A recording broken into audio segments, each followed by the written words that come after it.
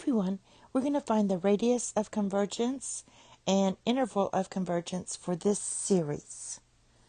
So we're going to use the ratio test and set it up. So we're going to write this as the limit as n approaches infinity, and this will be absolute value of a sub n plus 1 divided by a sub n.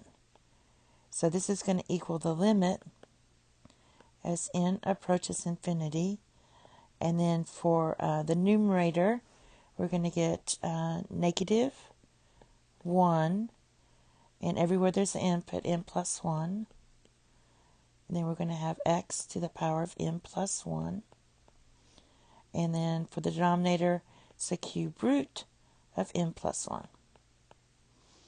And then we're going to divide by a sub n, which is the same as multiplying by the reciprocal.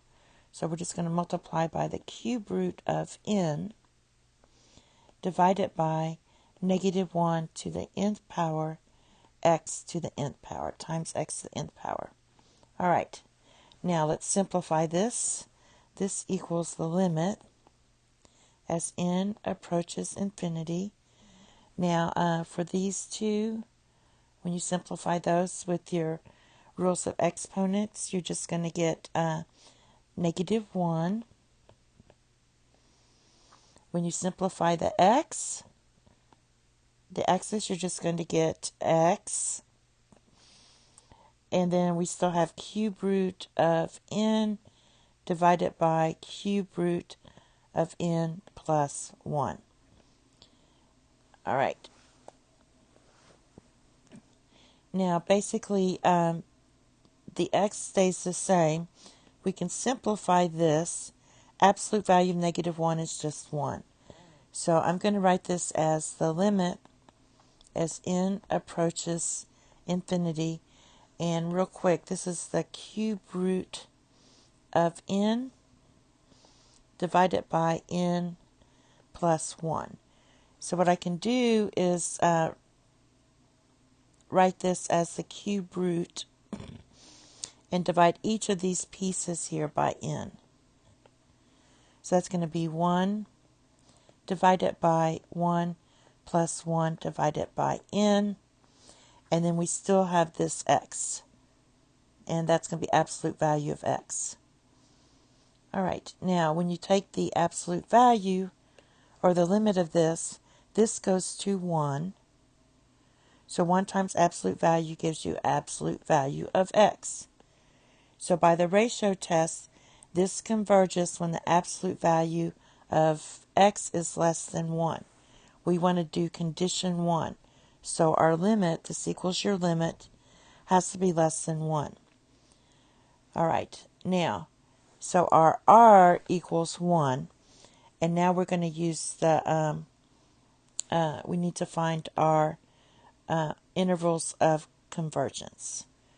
So let's let, and we have to use our endpoints here, a minus r and a plus r. So we're looking at when x is 1, we get the series, the sum from n equals 1 to infinity of negative 1 to the nth power divided by cube root of n.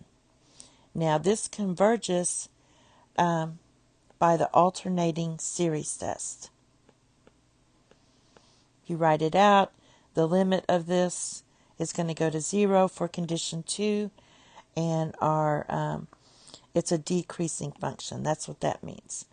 All right, so let's try when x equals negative 1. That's going to be the series n equals 1 to infinity of 1 divided by cube root of n, which equals, it's going to be 1,